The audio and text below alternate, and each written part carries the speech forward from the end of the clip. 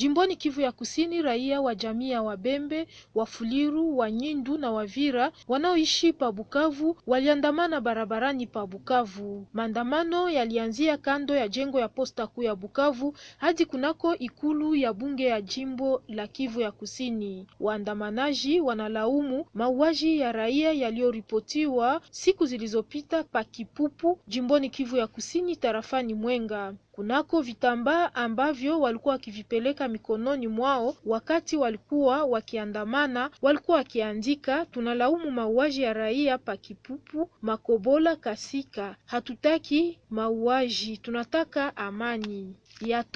Yatosha, tunataka tu usalama uboreshwe. Kwa kumaliza maandamano yao, waliacha buku la madai kwa kiongozi wa bunge la jimbo ya Kivu ya Kusini, Zakari Luamira, na pia mikononi mwake mwakilishi waliwali wa jimbo la Kivu ya Kusini, Jean-Claude Mubalama Zibona. Katika buku lao wanaomba idadi ya maskari yazidishwe pa Kipupu, usalama wa raia uboreshwe na kadhalika. Aliyepokea madai aliahidi kufikisha kwa liwali wa jimbo la Kivu ya Kusini kibarua hicho. Kwa ukumbusho, siku zilizopita raia wengi waliweza kuuawa, akina mama kubakwa na hata kuweza kuunguza vituo vya afya vinavyopatikana pa Kipupu. Wanaoshitakiwa kuendesha mauaji ya raia ni wapiganaji wa Ngumino.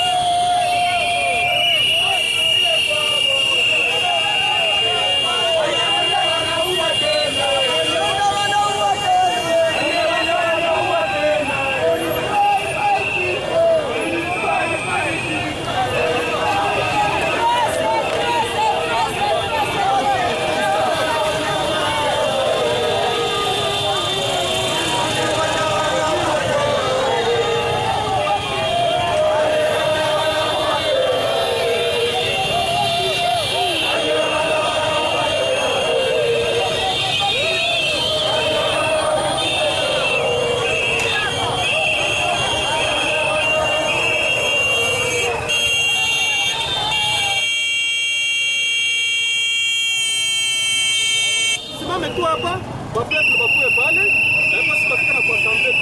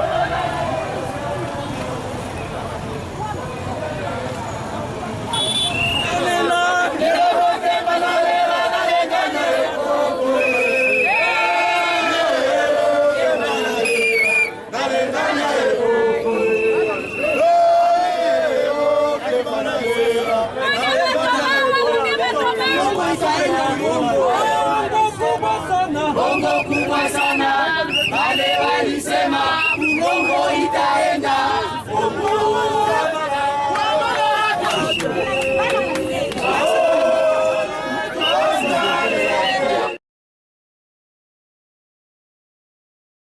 Congo, province du Sud Kivu. Mémorandum de Bafuliru, Babembe, Banyindu et Bavira adressé au président de la République démocratique du Congo relatif aux tueries massives dans les hauts plateaux des territoires d'Uvira, de Fizi et dans les secteurs d'Itombwe à Mwenga. Massacre de Kipupo. C'est dans un esprit de consternation et d'asthénie que nous, tribus Babembe, Bafuliru, Banyindu et Bavira, venons auprès de vos très hautes responsabilités en vue de dénoncer et de condamner les massacres perpétrés par les groupes armés Gumino et Turguaneo dans les hauts plateaux des territoires de Fizi, d'Uvira et dans les secteurs du Tomboué à Mwenga. Sans vouloir rentrer dans les faits historiques, il est utile de préciser que notre malheur commence vers les années 1976, lorsque les Banyarwanda ont décidé, pour des fins politiques et celles de conquête, d'échanger leur ethnonyme Banyarwanda à Banyamulenge. Ces nouvelles ethnonymes est forgée à partir de du toponyme Mulenge, qui est une des localités du groupement de Kigoma dans la chefferie de Bafuliru. Pour nous imposer cette nouvelle appellation, dans un esprit de violence, ils ont créé un groupe de jeunes qui s'appelait Siraza, appellation formulée à partir d'une phrase rwandaise. Isiraza signifiant littéralement unitaire viendra. Excellence, Monsieur le Président de la République, en analysant cette Banyamulenge, reconnaissent qu'ils n'ont pas unitaire au Congo et leur projet de conquérir notre terre date de longtemps. À l'époque, le groupe Siraza était chargé à l'école, au marché, à l'église, de traquer toute personne qui ne devait pas reconnaître cette nouvelle étiquette identitaire. Plusieurs jeunes et vieux, femmes et hommes, ont été bâtis dans des lieux publics pour n'avoir pas prononcé ces noms Siraza, qui revêtaient un caractère provocateur. Car pour nous, cette approche visait la falsification des faits historiques et ethnologiques de la localité de Mulenge. Il s'est de signaler qu'actuellement, pour concrétiser la vision de Siraza et matérialiser la conquête des terres, les Banyarwanda encore ont créé un autre groupe armé qui s'appelle Gumino, un nom ici de la phrase rwandaise, Tugumehano signifiant demeurons ici. Ce groupe a la mission principale de chasser les autochtones en sémant la terre et occuper les terres ainsi abandonnées pour en faire un tous-land. Tiwa, particulièrement des chefs coutumiers, pour effacer les mémoires historiques. Dans les années 90, à l'est de notre pays, commence à accueillir une vague de réfugiés rwandais et burundais. Plusieurs d'entre eux étant bien armés. Ces jeunes dénommés Siraza ont commencé à se procurer des armes auprès de ces réfugiés. Lorsque le régime d'Habyarimana est tombé, tous ces jeunes sont allés s'enrôler dans l'armée rwandaise. En 1996, l'AFDEL arrive avec un grand nombre de ces jeunes qui faisaient partie de Siraza. Ces derniers vont abandonner la mission principale, le changement du pouvoir dictatorial de Mobutu, en une épuration des tribus Babembe, Bafuliru, Banyindu et Bavira dans les hauts plateaux du territoire de Fizi, d'Uvira et dans le secteur du Tombwe à Mwenga. Ils ont ravi plusieurs cheptels et plusieurs personnes étaient quotidiennement tuées, certaines publiquement et d'autres en cachette. À partir de 1996-98, les massacres de Malanda, Kipombo, Masango, Lemera, Mutarule, Makobola, Kakungwe, Kahungwe, Katogota, Lusenda, Kasika, où plusieurs femmes et enfants ont été enterrés vivants. Tous ces massacres sont repris dans les livres blancs produits à l'issue d'une enquête commanditée par l'ONU et les recommandations sont restées lettres mortes. Ce qui est regrettable et très inquiétant est de constater que les auteurs de ces massacres n'ont jamais été poursuivis par les instances compétentes, tant nationales qu'internationales. Par contre, ils sont promus à des postes de grande responsabilité dans notre pays, au vu et au su de la communauté internationale. Excellence, Monsieur le Président de la République, avec l'expression de nos hommages le plus déférents. Une situation inacceptable est de constater aussi que les auteurs de ces crimes sont dans un projet de conquête de l'espace et nous, les Babembe, Bafuliru, Banyindu et Bavira, nous ne sommes pas prêts à céder même 1 cm² de notre terre parce qu'il est impossible de devenir apatride sur notre propre pays. Excellence, Monsieur le Président de la République, avec l'expression de nos sentiments les plus déférents, ce qui enracine la haine et intensifie les violences, c'est quand le bourreau se transforme par ruse en victime. C'est dans ce contexte que les actes criminels qui ont été posés sur nous successivement par la rébellion du RCD et du FRF ont détruit tous les tissus sociaux et économiques. Actuellement, nul n'ignore que les massacres de plus de 220 personnes tuées au chef-lieu du secteur du Tombo à Kipupu par les groupes armés Gumino et Twirwaneho sous le commandement du colonel en défection Michel Rukunda Makanika, en collaboration avec les alliés rwandais et burundais, continue à nous endeuiller davantage. C'est ici pour nous l'occasion de dénoncer la porosité de nos frontières qui facilite souvent l'infiltration de plusieurs jeunes Banyarwanda en provenance du Kenya, de l'Ouganda et surtout du Rwanda et du Burundi pour rejoindre les miliciens Gumino et Twirwaneho. Cette situation nous insécurise et surtout lorsqu'il se constate que quand ils entrent dans notre pays, ils obtiennent facilement les documents administratifs. En conclusion, pour préserver la paix, la sécurité dans cette partie de la province, nous les Babembe, Bafuliru, Banyindu et Bavira recommandons ce qui suit. 1. Au gouvernement central de prendre des mesures pour décourager et faire échouer ces projets macabres de conquête d'espace en commettant des crimes ignobles. De condamner ces massacres à répétition et de déclarer cette partie du territoire national comme une zone sinistrée. D'annuler le décret créant la commune rurale de Minembwe, créée anarchiquement, et qui est la concrétisation de la vision de Siraza et la matérialisation de Gumino. De renforcer le déploiement des unités de FARDC dans cette partie de la province pour anéantir les groupes armés et protéger la population civile au gouvernement provincial. Intervenir et sensibiliser les humanitaires dans une action d'assistance aux déplacés dans cette partie de la province en vivre et non vivre. À la MONUSCO, de jouer pleinement sa mission de protéger la population civile et d'éviter d'être partial vis-à-vis des Banyarwanda.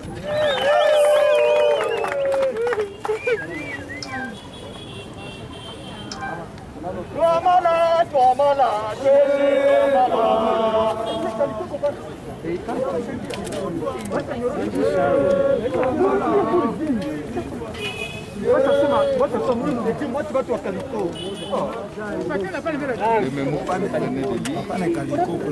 le ressens au nom de son Excellence, Monsieur le gouverneur. Je vais lui transmettre et lui va le transmettre à qui de droit. Je vous félicite pour le calme avec lequel vous avez fait. Je pense qu'il faut continuer dans le même sens, revendiquer, mais dans le calme, dans la paix, et en évitant des actes décriés, des actes de vandalisme. Pour cela, nous félicitons. Nous avons vu que vous avez manifesté, mais dans le calme et dans la paix. Sana Shakira na kufa kila wakati wakiuawa na grupe Arme Gumino na Twirwaneho. Naomba serikali ya Kongo itupatie amani katika eneo hilo la province ya Sud Kivu.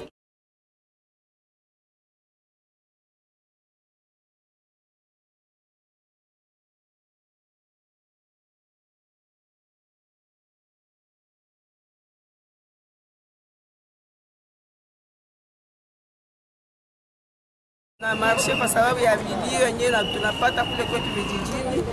Watu wanauawa sana, wamama kubakwa, wandugu yetu wanaisha kipupu, na wale wandugu zetu wa Nyarwanda ndio wanaangamiza. Wakuu viongozi watusaidie, waende waangalie ile mambo yenyewe kwa kule, watutetee, watusaidie kufukuzia wale watu, shia tuwataki huko aliko wandugu yetu. Maisha tuwana vile juu ya nini? Watusemee, watuishi tuko wa Kristo, tupeni maneno ya kugombana gombana.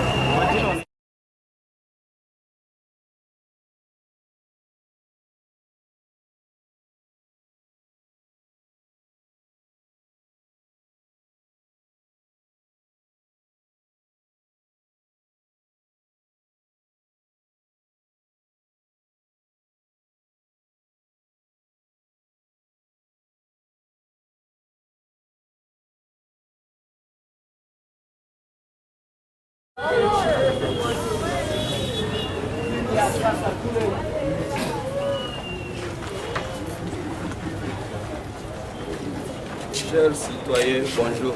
Bonjour. Nous commençons par vous présenter tout d'abord nos condoléances les plus attristées pour ces vies humaines que nous venons de perdre dans les hauts plateaux. Au nom de l'Assemblée provinciale, je reçois votre mémo. Vous l'avez bien suivi, il y a une part qui nous concerne comme Assemblée provinciale. Nous retenons la recommandation qui nous est faite.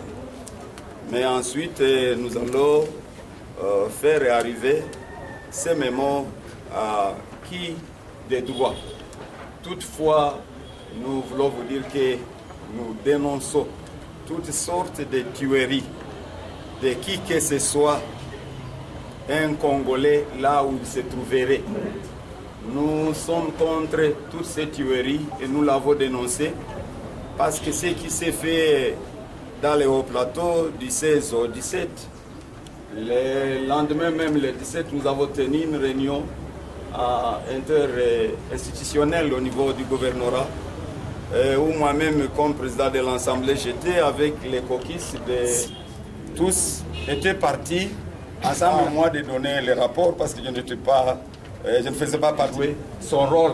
Aucun jour que nous pouvons vouloir qu'il y ait un de vous qui sera attaqué ou bien qui va perdre sa vie. Je sais personnellement que la vie est sacrée et nous devons la défendre en tout moment.